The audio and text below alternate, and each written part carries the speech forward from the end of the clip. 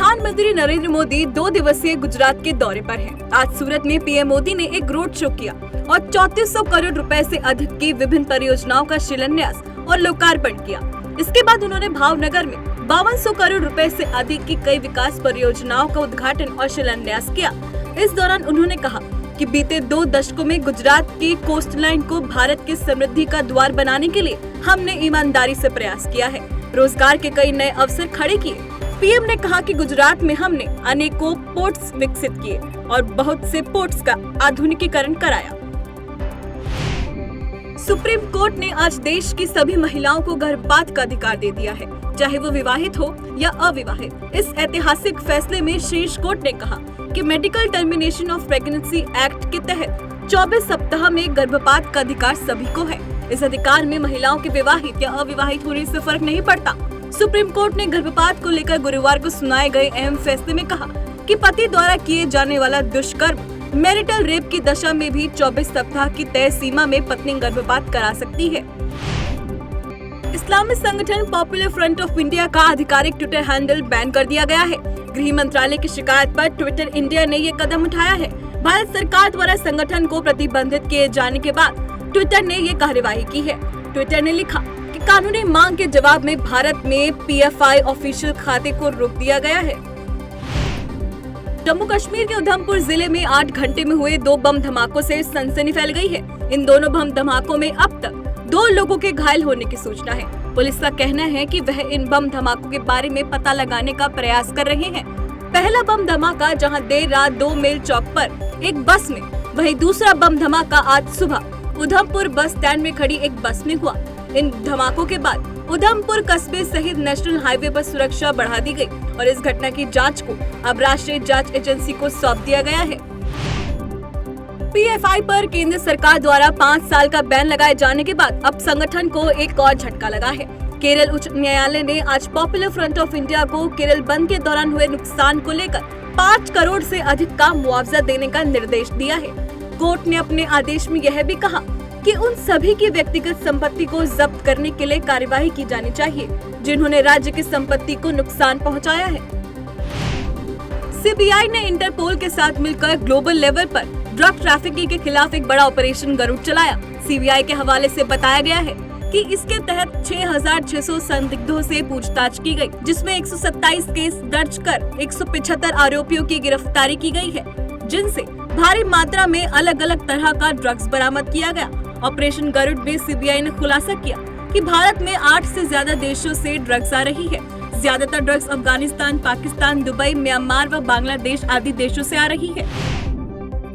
पाकिस्तान में चीन के खिलाफ लोगों में गुस्सा है। मशहूर शहर कराची में 3 चीनी नागरिकों पर अज्ञात हमलावरों द्वारा हमला किए जाने की घटना सामने आई है।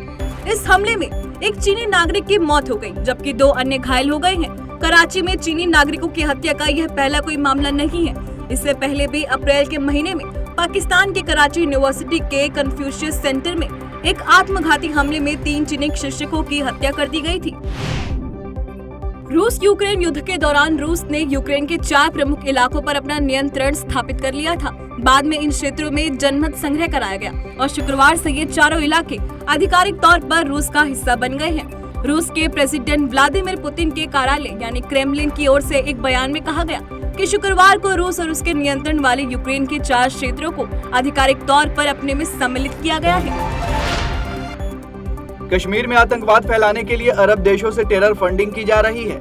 इसके लिए देश के अलग अलग राज्यों में बैठे आतंकी समर्थकों तक पैसे पहुंचाए जा रहे हैं। इसके बाद यह पैसा पूंछ, राजौरी, कुपवाड़ा जैसे सीमांती जिले के रहने वाले कुछ आतंकी समर्थकों के जरिए कश्मीर लाए जा रहे हैं। स्टेट इन्वेस्टिगेशन एजेंसी ने इसका खुलासा करते हुए बताया कि उसके पास ऐसे 50 लोगों की सूची है जो UAE, सऊदी अरब में बैठकर देश के अलग अलग हिस्सों में टेरर फंडिंग करते हैं।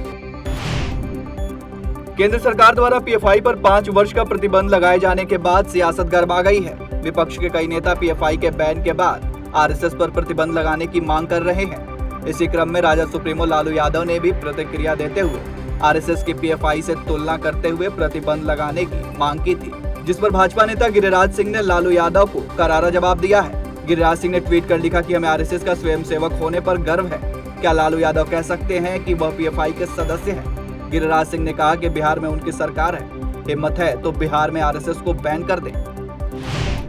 मध्य प्रदेश के इंदौर में 7 मुस्लिम युवकों को पुलिस ने गरबा पंडाल में युवतियों और महिलाओं के फोटो वीडियो बनाने के आरोप में गिरफ्तार किया है।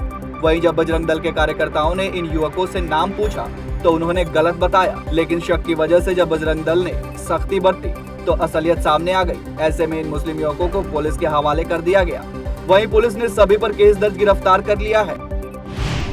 पंजाब की आम आदमी सरकार को हाई कोर्ट का बड़ा झटका लगा है। सरकार की महत्वाकांक्षी आटा दाल योजना पर पंजाब हरियाणा हाई कोर्ट की खंडपीठ ने फिर से रोक लगा दी है।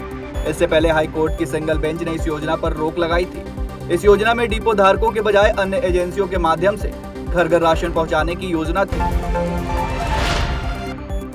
देश के प्रवर्तन निदेशालय यानी ईडी ने हेराफेरी करने वाली चीनी कंपनियों के खिलाफ कड़ा कदम उठाया है। ईडी ने 9 चीनी कंपनी के खातों से 9.82 करोड़ की राशि जब्त की है। मनी लॉन्ड्रिंग कानून के तहत जांच एजेंसी ने HPZ नामक ऐप आधारित टोकन और इसी तरह के अन्य ऐप के दुरुपयोग के कारण यह सख्त कदम उठाया है।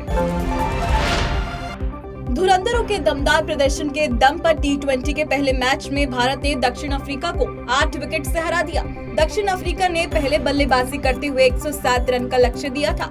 सूर्य कुमार यादव की 33 बॉलों में 50 रन की ताबड़तोड़ पारी और KL राहुल की 51 रन के साथ साझेदारी ने 8 विकेट से मैच जिताया।